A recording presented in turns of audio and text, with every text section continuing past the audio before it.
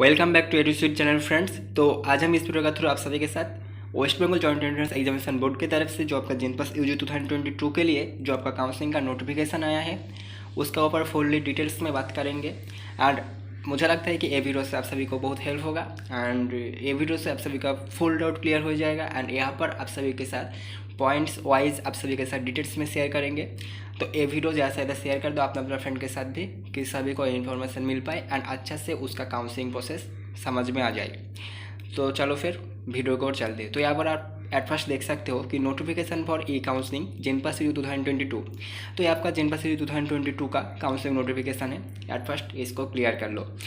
तो at first आपका जो यहाँ पर आप पैराग्राफ देख सकते हो, यहाँ पर ज़्यादा कुछ इंपॉर्टेंट थिंग्स लिखा नहीं है। तो यहाँ पर आपको सिर्फ बोल रहा है कि 2022 एंड 2023 के लिए जो आपका सेशन स्टार्ट होने वाला है BSc nursing and others paramedical courses के लिए, उसका जो admission process and counselling process जो आपका होगा वो आपका ऑनलाइन होगा। एंड यहाँ पर उसका एक नोटिफिकेशन दिया गया है एंड इसको आपको रेगुलर फॉलो करना है एंड यही आपका काउंसलिंग प्रोसेस रहेगा।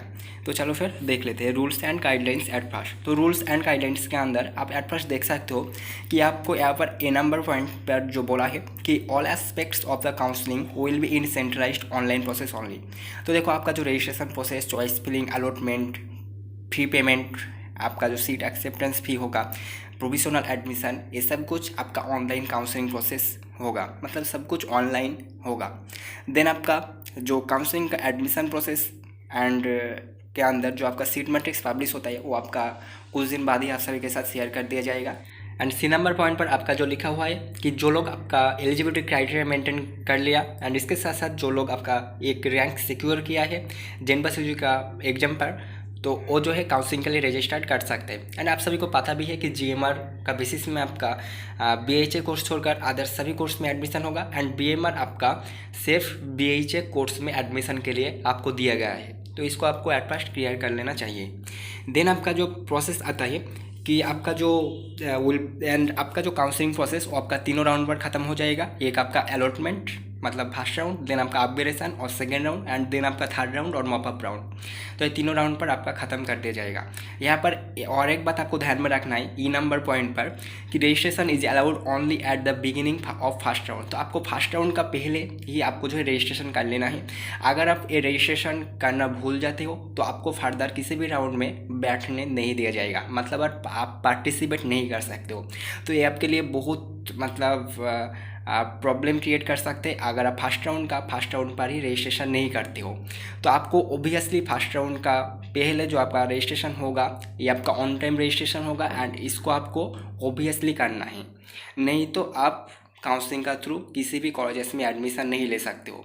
देन आपको registration fee for counselling is 500 only. तो यहाँ पर आपको लिखा हुआ है कि रजिस्ट्रेशन का जो काउंसलिंग प्रोसेस के लिए जो आपका रजिस्ट्रेशन होगा वो आपको 500 रुपीज़ पेमेंट कर देना है एंड ये आपका नॉन रिफंडेबल फ़ी पेमेंट है। तो इसको आपको ध्यान में रखना है। एंड देन आपका जी नंबर पॉइंट पर जो लिखा हुआ है कि आपका जो रिजर्व कैटेगरी के सीट आपको दिखाया जाएगा सीट मैट्रिक्स पर, वो किसी भी मोमेंट पर आपका जो है जनरल कैटेगरी में कन्वर्ट नहीं किया जाएगा। तो बस इतना ही। एंड इसके बाद आपका जो ऑन टाइम रजिस्ट्रेशन, यहाँ पर कुछ प्रोसेस आपको फुलफिल सही से मेंटेन करना है। तो यहाँ पर आप ए नंबर पॉइंट के अंदर देख सकते हो कि आपको आपका सभी डिटेल्स सही से भरना है। आपका डिटेल्स मतलब आपका जो पर्सनल डिटेल्स है, एकेडमिक डिटेल्स है, बैंक अकाउंट डिटेल्स है, एड्रेस है, ये सब कुछ देकर आपको एट फर्स्ट आपको रजिस्ट्रेशन का फर्स्ट प्रोसेस करना है। देन आपको क्या करना है कि candidate must provide his or application number और रोल नंबर जो भी, एंड आपको जो है देन आपको एप्लीकेशन नंबर और रोल नंबर देना है एंड देन आपको रैंक भी प्रोवाइड करना है जेनपास यूजी 2022 का काउंसलिंग में। एंड इसके बाद आपको जो है आपका एकेडमिक इन्फॉर्मेशन सब कुछ सही से भरना है। तो यहाँ पर आप देख सकते हो इंग्लिश के लिए आपको पास्ट, अगर आप पास कर लेते हो तो आपको अगर एलिजिबिलिटी क्राइटेरिया मालूम है तो ओबियसली आपको इंग्लिश में पास करना ही चाहिए। एंड यहाँ पर आपको आपका फुल मार्क्स देना है एट फर्स्ट कि कितना मार्क्स के अंदर आपका एग्जाम हुआ था एंड देन आपको आपका ऑब्टेंट मार्क देना है, मतलब आपको कितना मिला है फुल मार्क्स में से वो आपको देना है। ऐसे ही करके फिजिक्स में भी आपको देना है। अगर आपका फिजिक्स एप्लीकेबल नहीं है तो आप वहाँ पर एन लिख दोगे। एंड अगर आपका सब्जेक्ट में फिजिक्स था तो ओबियसली आपको पास्ट देना है एंड देन आपको फुल मार्क्स देना है एंड देन आपको कितना मिला है फुल मार्क्स में से वो आपको देना है। देन केमिस्ट्री, देन बायोलॉजी, ऐसे ही करके आप जो है फिलअप कर दोगे। एंड यहाँ पर ये बात सी नंबर पॉइंट पर लिखा हुआ है कि आप जितने भी सारा डाटा दोगे यहाँ पर आपको सही से भरना है। इसका लिए WBJE बोर्ड जिम्मेदारी नहीं होगा अगर आप कोई भी डिटेल्स रॉन्ग दे देते हो। तो यही चीज़ सभी चीज़ लिखा हुआ है। एंड आपको ये भी मालूम रहना चाहिए कि आपका जब डॉक्यूमेंट वेरिफिकेशन होगा तब आपको सब कुछ प्रूफ करना होगा। तो आपको ऑब्वियसली सब कुछ डाटा सही से भरना है, कुछ भी रॉन्ग मत करना, नहीं तो डॉक्यूमेंट वेरिफिकेशन के टाइम पर आपका वो सीट कैंसिल भी हो सकता है। तो यहाँ पर ए नंबर पॉइंट पर जो लिखा है चॉइस फिलिंग के अंदर कि आप जैसे ही आपका रजिस्ट्रेशन फी पेड ये सब कुछ कर लेते हो, उसके बाद ही आप अपना सामने चॉइस फिलिंग का ऑप्शन देख पाओगे। एंड यहाँ पर आप सभी इंस्टीट्यूट के नाम भी देख सकते हो। एंड यहाँ से आपको जो है चॉइस फिल करना है। तो चॉइस फिल आप कैसे करोगे, इसको थोड़ा सा कॉन्सेप्ट दे देते हैं। तो देखो, आप आपका प्रायोरिटी का बेसिस में चॉइस फिल करोगे, जिसको आप ज़्यादा पसंद करते हो और जहाँ पर आप रहना चाहते हो और जिस ब्रांच और जिस कॉलेज पर, उसको एट फर्स्ट रखना। जैसे आप रेगुलर लाइफ में करते हो कि जिसको ज़्यादा प्रायोरिटी देते हो और जिसको ज़्यादा पसंद करते हो उसको एट फर्स्ट रखते हो, ऐसे ही करके यहाँ पर भी आपको चॉइस फिलिंग सेम वे पर करना है। यहाँ पर आपको सेम वे से एक से लेकर आप जितने भी सारा चॉइस फिल करोगे 10 और 15 और 20 और इससे भी ज़्यादा, तो आपको प्रायोरिटी का बेसिस में देना है कि आप जिसको ज़्यादा पसंद करते हो उसको फर्स्ट नंबर चॉइस देना, आप जिसको पसंद करते हो उसको सेकंड नंबर, ऐसे ही करके आप नीचे की तरफ सिलेक्ट करते जाओगे। क्योंकि आपका जब सीट अलॉटमेंट होगा, आपका चॉइस फिलिंग ज़्यादा से ज़्यादा इफेक्ट करता है सीट अलॉटमेंट के ऊपर, तो इसको आपको ध्यान में रखना है। तो बी नंबर पॉइंट पर यही सभी चीज़ लिखा है कि आपका इन ऑर्डर ऑफ हिज और हर प्रायोरिटी। तो आपको प्रायोरिटी का बेसिस में आपको चॉइस फिल करना है। अगर आप ऐसे कॉलेज को सामने रख दिया और आपको मिल गया कि जहाँ पर आप जाना नहीं चाहते हो, तो आपके पास और कोई ऑप्शन नहीं रहेगा टिल मॉप अप राउंड, क्योंकि आप मॉप अप राउंड में फिर से चॉइस फिल कर सकते हो। तो इसको हम डिटेल्स में बताएंगे मॉप अप राउंड को भी लेकर, तो आप मेरा वीडियो को लास्ट तक देखो। यहाँ पर और एक बात है कि आप अगर चॉइस फिल ना करते हो, मतलब सी नंबर पॉइंट पर अगर आप चॉइस फिल नहीं कर सकते हो, मतलब नहीं करते हो और भूल जाते हो, तो आपको ऑब्वियसली कोई सीट अलॉटमेंट नहीं होगा, क्योंकि आपको चॉइसेस ही नहीं दिया हो। देन आपका आता है डी। तो यहाँ पर आपको ध्यान में रखना है कि आप आपका बेसिस में आपका प्रायोरिटी का बेसिस में सब कुछ किया हो, आपने जितने भी सारे ब्रांचेस और इंस्टीट्यूट दिया हो आपका बेसिस में दिया हो, तो इसको आपको ध्यान में रखना है। देन आपके पास आता है चॉइस लॉकिंग। तो देखो, चॉइस जब आप फिल कर लेते हो उसके बाद ही आपके पास चॉइस लॉकिंग का ऑप्शन आएगा।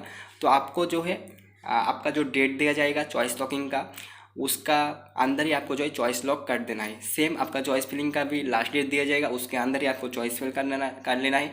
आपका डेडलाइन के अंदर सब कुछ आपको सही से करना है। आपको सब कुछ नोटिफिकेशन फॉलो करना है कि कब किसका लास्ट डेट है, इसको एट फर्स्ट मालूम रहना चाहिए आप सभी को। देन अगर आप भूल जाते हो चॉइस लॉक करना, तो इसको लेकर ज़्यादा परेशान होने का बात नहीं है। आपका जो लास्ट सेव चॉइसेस था, आप जो लास्ट सेव चॉइस किया था, वही आपका चॉइस लॉक के अंदर चला जाएगा। तो ओबियसली जब आप चॉइस फिल करोगे तो आप लास्ट में सेव कर लोगे ओबियसली। देन आपका आता है राउंड वन का अलॉटमेंट। तो देखो, राउंड वन का अलॉटमेंट का अंदर ए नंबर आता है कि allotment of first round will declare on pre schedule date. तो आपका जो डेट दिया जाएगा उसके अंदर ही आपका जो है राउंड वन का सीट अलॉटमेंट होगा। And then B number point पर आपका जो लिखा हुआ है कि आपका जो प्रोवाइडेड चॉइस था उसके ऊपर बेस करके ही आपको जो है आपका सीट दिया जाएगा। अगर आपका रैंक में कोई कॉलेज आता है फिर आपको दिया जाएगा। समझो कि जब आपका चॉइस को देखता है सीट अलॉटमेंट के लिए, तो एट फर्स्ट सिस्टम आपका एक नंबर चॉइसेस देखेगा।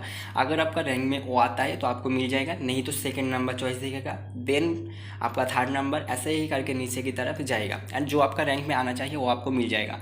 अगर ऐसा कॉलेजेस और ब्रांचेस को आप फिलअप किया हो जहाँ पर आपको आपका रैंक पर नहीं मिलेगा, तो ओबियसली आपको कोई भी कॉलेज नहीं मिलेगा। तो इसलिए ही WBJE बोर्ड की तरफ से सजेशन किया जाता है कि आप ज़्यादा से ज़्यादा चॉइस फिल करो अगर आपको कोई भी एक सीट पाना है। बट यहाँ पर मैंडेटरी नहीं है कि आपको जहाँ पर नहीं पढ़ने का माने वो भी आप फिलअप करो। तो ऐसा कोई मैंडेटरी नहीं है, बट आपको इसको ध्यान में रखना है। जहाँ पर आप अफोर्ड कर सकते हो वो सभी कॉलेजेस एंड ब्रांचेस को रखना, यही बात है। एंड देन आपका डी नंबर पॉइंट पर आता है जब आपका सीट अलॉटमेंट होगा तो आपको सीट एक्सेप्टेंस फी पेमेंट कर देना है। एंड ये आपका रिफंडेबल फी पेमेंट है। तो सीट एक्सेप्टेंस फी देकर आपको जो है सीट अलॉटमेंट लेटर डाउनलोड करना है। एंड ये आपका डॉक्यूमेंट वेरिफिकेशन के टाइम पर लगेगा। तो आपको ऑब्वियसली आपका डेडलाइन के अंदर आपको जो है सीट एक्सेप्टेंस फी पेमेंट कर देना है। एंड देन आपको सीट अलॉटमेंट लेटर डाउनलोड करके आपके पास रखना है। तो इसको आपको ध्यान में रखना है। अगर आप ये डाउनलोड नहीं कर पाते हो एंड आपका डेडलाइन क्रॉस हो जाते हैं तो आपको फर्दर किसी भी और राउंड में बैठने नहीं दिया जाएगा। इसको आपको ध्यान में रखना है, क्योंकि फर्स्ट राउंड का जो फर्स्ट राउंड के अंदर या और एक इम्पॉर्टेंट टॉपिक है, तो इसको आप लोग अच्छे से ध्यान में रखना। एंड देन आपका E and F number point पर जो लिखा हुआ है कि आपको आपका जो सीट अलॉटमेंट लेटर है उसको अच्छे से डाउनलोड कर लेना है, सही से डाउनलोड कर लेना है। एंड देन आपको डॉक्यूमेंट वेरिफिकेशन के टाइम पर आपको इसके साथ आपको जाना है। तो यहाँ पर आपका डॉक्यूमेंट वेरिफिकेशन ऑब्वियसली आपको फर्स्ट राउंड के बाद आपको करना ही होगा। तो यहाँ पर कुछ आपका रूल्स गाइडलाइंस है, वो भी आप सभी के साथ शेयर करेंगे। तो 5.1 के अंदर आपको सभी डिटेल्स लिखा हुआ है डॉक्यूमेंट वेरिफिकेशन को लेकर, यही सारी चीज़ आपके साथ एक्सप्लेन करके बोलेंगे। तो चलो फिर देख लेते हैं। डॉक्यूमेंट वेरिफिकेशन के अंदर आपका 1 नंबर पॉइंट पर जो लिखा हुआ है कि आपका चॉइस फिलिंग का ऊपर बेस करके आपका सीट अलॉटमेंट लेटर आया है। देन 2 नंबर पॉइंट पर आपका जो लिखा हुआ है कि आपका जो सीट अलॉटमेंट लेटर है उसको आपको डाउनलोड करने के बाद उसके साथ आपको अदर्स डॉक्यूमेंट आपके साथ लेकर जाना है डॉक्यूमेंट वेरिफिकेशन के टाइम पर। एंड आपको अलॉटेड कॉलेज पर ही जाना है फिजिकली। देन आपका लिखा हुआ है कि कैंडिडेट्स आपको जो जब आप जाओगे तो आपको कोविड नॉर्म्स आपको फॉलो करना है, कोविड प्रोटोकॉल आपको मेंटेन करना है। देन आपका यहाँ पर कुछ डॉक्यूमेंट्स के डिटेल्स लिखा हुआ है जो आपके साथ ऑब्वियसली आपको लेकर जाना है। Candidates must carry following documents in original and on self attested copy of each. तो आपको ओरिजिनल कॉपी के साथ साथ एक सेल्फ अटेस्टेड जेरोक्स कॉपी आपके साथ लेकर जाना है। तो यहाँ पर आप देख सकते हो all candidates provisional seat allotment letter, आपके साथ सीट अलॉटमेंट लेटर आपको लेकर जाना है। देन आपको रैंक कार्ड आपके साथ लेकर जाना है। Then all candidates class 10th admit card और birth certificate for verification of date of birth. Date of birth आपको वेरिफिकेशन करने के लिए कोई एक लाएगा 10th एडमिट कार्ड और बर्थ सर्टिफिकेट में से। देन आपको क्लास 12th मार्कशीट एंड ये आपका सभी कैंडिडेट्स को लेकर जाना है। देन आपका ऑल कैंडिडेट्स डोमिसाइल सर्टिफिकेट कि आपका डोमिसाइल स्टेटस प्रूव करने के लिए अगर आपके पास कैटेगरी सर्टिफिकेट है तो भी आप प्रोड्यूस कर सकते हो डोमिसाइल सर्टिफिकेट के लिए। बट यहाँ पर आपको ध्यान में रखना है अगर आपका कैटेगरी सर्टिफिकेट रिजेक्ट हो जाता है तो आपका डोमिसाइल स्टेटस भी रिजेक्ट हो जाएगा एंड आपका वो सीट ओबीएसली कैंसिल हो जाएगा।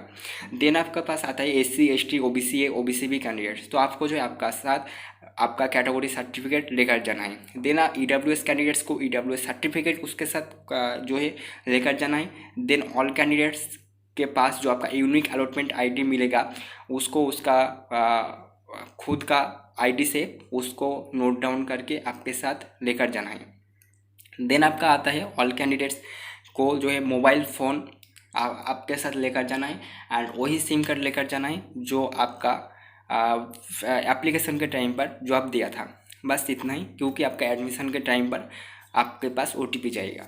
बस इतना ही यहाँ पर लिखा हुआ है। देन आपके पास डॉक्यूमेंट वेरिफिकेशन हो जाएगा। डॉक्यूमेंट वेरिफिकेशन का कुछ आउटकम्स आएगा, मतलब डॉक्यूमेंट वेरिफिकेशन के बाद आपके साथ ऐसा ऐसा हो सकता है कि आपका प्रेजेंट अलॉटमेंट कैंसिल हो सकते हैं अगर कुछ भी आप गलत इन्फॉर्मेशन और रॉन्ग इन्फॉर्मेशन दे दिया हो एंड जो आपका ओबियसली नेसेसरी है तो आपका अलॉटमेंट लेटर कैंसिल भी हो सकता है। तो यहाँ पर आपको ध्यान में रखना है। एंड आपने अगर आपका actual academic scores and category certificate में रॉन्ग कर देते हो तो आपको नेक्स्ट राउंड में अलाउ करेगा आपका जो actual academic score and category है आपका उसके साथ। देन आपका जो पॉइंट रहता है कि if the verification is successful and the candidate will give his her upgradation choice yes और नो। तो देखो यहाँ पर आपका अगर वेरिफिकेशन हो जाता है तो आपके पास और एक ऑप्शन रहेगा अपग्रेडेशन येस और अपग्रेडेशन नो। तो अपग्रेडेशन येस के लिए आपको येस अपग्रेडेशन फॉर्मेट आपको सबमिट करना है एंड नो अपग्रेडेशन के लिए आपको जो है अपग्रेडेशन नो फॉर्मेट सबमिट करना है। एंड ये 2 फॉर्मेट आपको ऑफिशियल साइट पर ही मिल जाएगा। सब कुछ बातें ध्यान से सुनना क्योंकि सब कुछ आप सभी के साथ डिटेल्स में शेयर कर रहे हैं। देन आपका जो आता है कि यहाँ पर आपके पास 3-4 पॉइंट है तो इसको आपको डिटेल्स में शेयर करते हैं। तो देखो अगर आपको फर्स्ट चॉइसेस मिला है तो आपके पास और कोई ऑप्शन नहीं रहेगा अपग्रेडेशन का, तो ओबियसली आपको जो है अपग्रेडेशन नो करना है एंड आपको ओबियसली एडमिशन कर लेना है। अगर आप फर्स्ट राउंड में अगर आपको फर्स्ट चॉइस मिलता है तो ओबियसली आपको एडमिशन लेना है। अगर आप एडमिशन नहीं लेते हो तो आपको फर्दर किसी भी राउंड में बैठने नहीं दिया जाएगा, ऐसे ही यहाँ पर लिखा हुआ है। बट आप अगर एडमिशन ले लेते हो तो आपको मॉपअप राउंड में भी बैठने दिया जाएगा, आप फिर से चॉइस फिल कर सकते हो। तो आपको जितने भी सारे कॉलेजेस में पसंद है एंड आप जितने भी सारे कॉलेजेस में पढ़ना चाहते हो सिर्फ वही कॉलेजेस को रखना कि कैसे भी आपको अगर फर्स्ट चॉइस भी मिल जाता है तो आप वो कॉलेज पर एडमिशन लोगे। बस इतना ही। देन आपके पास और एक ऑप्शन आता है कि आपको सेकंड और लेटर चॉइसेस मिला है तो आपके पास yes upgradation and no upgradation दोनों का ही ऑप्शन रहेगा।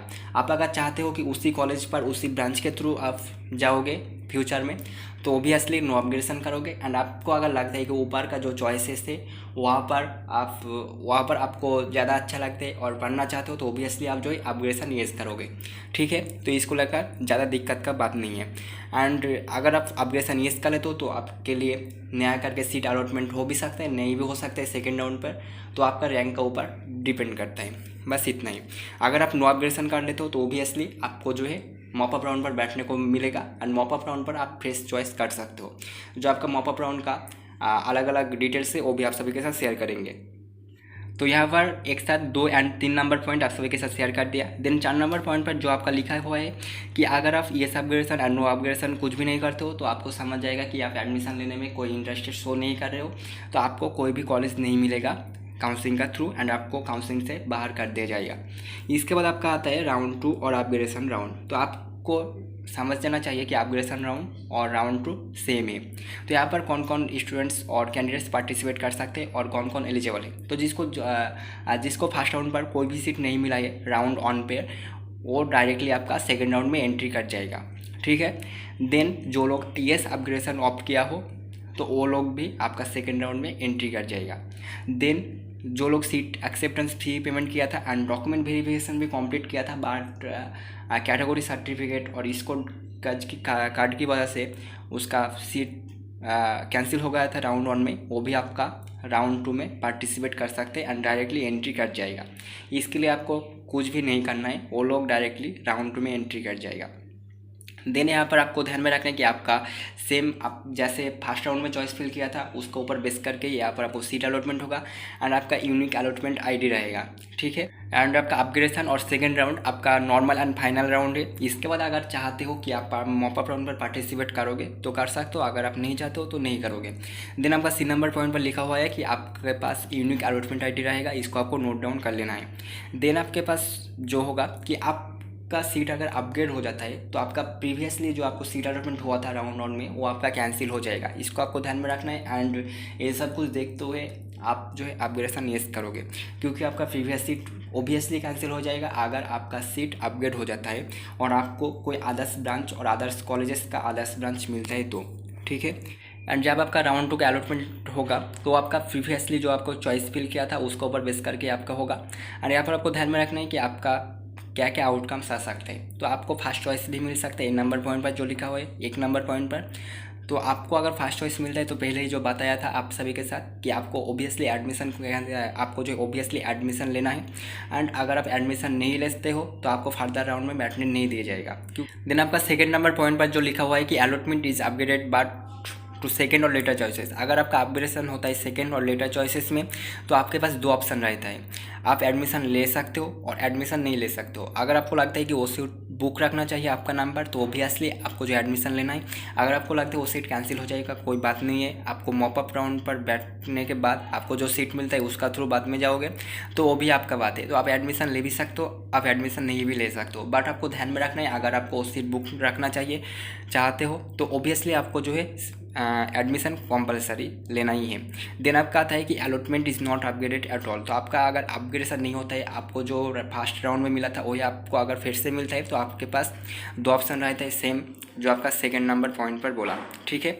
इसके बाद आपका जो लिखा हुआ है कि अगर आपका सीट कैंसिल हो जाता है राउंड 1 में डॉक्यूमेंट वेरिफिकेशन करने के टाइम पर एंड आपको सेकेंड राउंड में कोई एक नया करके चॉइस मिलता है और आपको कॉलेज मिलता है, तो यहाँ पर आपको कुछ बातें ध्यान में रखना है कि ओबियसली आपको फिर से डॉक्यूमेंट वेरिफिकेशन करने के लिए जाना ही होगा।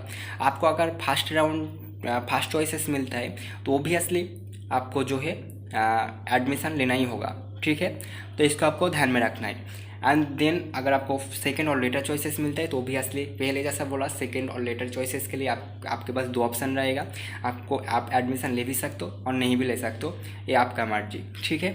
देन आपके पास जो आपका आता है कि candidates did not get any allotment in round 1 and gate fresh allotment in round 2। तो जिसको राउंड 2 में फ्रेश करके अलॉटमेंट मिला है, मतलब जिसको राउंड 1 में नहीं मिला था, सेकेंड राउंड में डायरेक्टली मिला है, तो उसको क्या करना होगा, तो उसको at first seat acceptance fee payment करना होगा। यहाँ पर और एक बात बोलना था पहले कि अगर आपको फर्स्ट राउंड में सीट अलॉटमेंट हो गया था तो वहाँ पर आप सीट एक्सेप्टेंस फी ऑलरेडी दे रखा था, तो सेकेंड राउंड में अगर आपका अपग्रेड और कुछ नया करके सीट मिलता है तो आपको जो है सीट एक्सेप्टेंस फी पेमेंट करने का ज़रूरत नहीं है। तो इसको आपको ध्यान में रखना है। तो यहाँ पर फिर से वापस आ जाते हैं जो आप के साथ बात कर रहे थे। तो यहाँ पर आपको सीट एक्सेप्टेंस फी पेमेंट करना होगा ओबियसली, एंड जैसे पहले बोला था कि आपको सीट एक्सेप्टेंस फी ओबियसली पेमेंट करके सीट अलॉटमेंट लेटर डाउनलोड करना होगा एंड आपके साथ लेकर जाना होगा जब आप डॉक्यूमेंट वेरिफिकेशन करने के लिए जाओगे। एंड यहाँ पर आपको ध्यान में रखना है, अगर आप ये नहीं करते हो तो आपको फर्दर राउंड में बैठने नहीं दिया जाएगा, आपको काउंसलिंग से ही बाहर कर दिया जाएगा। एंड यहाँ पर आपका डॉक्यूमेंट्स वेरिफिकेशन के बाद आपका सेम आउटकम्स आ सकते हैं। जैसे मैंने पहले ही बताया था कि अगर आपको फर्स्ट चॉइसेस मिलता है तो ओबियसली आपको डॉक्यूमेंट वेरिफिकेशन के साथ साथ आपका एडमिशन प्रोसेस कंप्लीट कर लेना है। अगर आपको लेटर सेकंड और लेटर चॉइसेस मिलता है तो आपके पास 2 ऑप्शन रहेगा, तो आप कोई एक कर सकते हो। पहले से ये बता रहा हो तो मुझे लगता है कि इसमें कोई आपको दिक्कत होने का बात नहीं है। देन आपका आता है मॉपअप राउंड। तो मॉपअप राउंड में कौन कौन पार्टिसिपेट कर सकता है एट फर्स्ट देख लो। तो मॉपअप राउंड आपके लिए ऑप्शनल है एंड ये आपका फाइनल राउंड होगा। एंड यहाँ पर आप नया करके आपको रजिस्ट्रेशन करना है एंड यहाँ पर आपको चॉइस फिल का भी ऑप्शन मिलेगा। तो यहाँ पर आपको 200 रुपीज़ देकर आपको जो है एट फर्स्ट रजिस्ट्रेशन कर लेना है, देन आपको जो है चॉइस फिल करने का भी ऑप्शन मिलेगा नया करके। तो आप यहाँ पर नया करके रीअरेंज और नया करके चॉइस फिल कर सकते हो। एंड यहाँ पर आपको रजिस्ट्रेशन करने के टाइम पर आपको सब कुछ सही से फिर से देना है। एंड यहाँ पर और एक बात है, अगर आपको मॉपअप राउंड में नया करके चॉइस मिलता है तो ओबियसली आपका पहले जो सीट आपके लिए अलॉटमेंट हुआ था वो आपका कैंसिल हो जाएगा। आप पहले वाला सीट को रिक्लेम नहीं कर सकते हो, यहाँ पर साफ साफ लिखा हुआ है। तो यहाँ पर आपको और एक बात ध्यान में रखना है, मॉपअप राउंड में जाके आपको 1000 रुपीज़ तब देना है जब आप फर्स्ट या फिर सेकेंड राउंड में सीट एक्सेप्टेंस फी पेमेंट नहीं किया था। एंड इसके अंदर वही सब आता है जिसको फर्स्ट या फिर सेकेंड राउंड में कोई भी सीट नहीं मिला था। यहाँ पर और एक बात आपको ध्यान में रखना है, जो लोग सेकेंड या फिर फर्स्ट राउंड में एडमिशन ले चुके हो किसी एक कॉलेज पर एंड 1000 रुपीज़ छोड़कर भी आप एक्स्ट्रा फीस पेमेंट किया था एंड वो फीस अगर आपको वापस लेना है तो ओबियसली आपको जो है वही कॉलेज पर आपको अप्लाई करना है। एंड WBJE बोर्ड आपके लिए कोई भी रिस्पॉन्सिबिलिटी नहीं लेगा अगर आपको फीस वापस नहीं मिलता है, तो इसको आपको ध्यान में रखना है। एंड मॉपअप राउंड आपका only on and last and final round होगा, WBJE बोर्ड की तरफ से कॉन्डक्ट हुआ। एंड यहाँ पर आपका सीट वैकेंट जो रहेगा उसके ऊपर बेस करके आपको जो है दिया जाएगा। तो यहाँ पर आपको मॉपअप राउंड प्रोसेस के अंदर कुछ इंपॉर्टेंट जो टॉपिक्स है वो आप सभी के साथ डिटेल्स में शेयर करेंगे। तो यहाँ पर ए नंबर पॉइंट के अंदर आप एट फर्स्ट देख सकते हो, those who took admission in round 1 और राउंड 2। तो जो लोग फर्स्ट राउंड या फिर सेकेंड राउंड में ऑलरेडी एडमिशन ले चुके हो वो भी एलिजिबल है। एंड इसके साथ साथ अगर आपको कोई एक सीट नहीं मिलता है मॉपअप राउंड में तो आप प्रीवियसली सीट को लेकर आपके साथ जाओगे, कंटिन्यू करोगे। और अगर आपको मॉपअप राउंड में नया करके कोई सीट मिलता है तो आपको ओबियसली मॉपअप राउंड का सीट लेना ही होगा, मतलब एक्सेप्ट करना ही होगा। आप प्रीवियस सीट को रिक्लेम नहीं कर सकते हो। देन आपका यूनिक अलॉटमेंट ID भी रहेगा, तो इसको पहले ही बता दिया था। एंड इसके बाद आपका आता है, जो लोग आपका सेकेंड राउंड में एडमिशन नहीं लिया हो तो उसको अगर मॉपअप राउंड में कोई एक सीट मिलता है तो ओबियसली उस सीट को एक्सेप्ट करने के साथ साथ एडमिशन कंप्लीट करने के साथ साथ उसको जो है उस सीट के साथ उसको फ्यूचर में जाना होगा।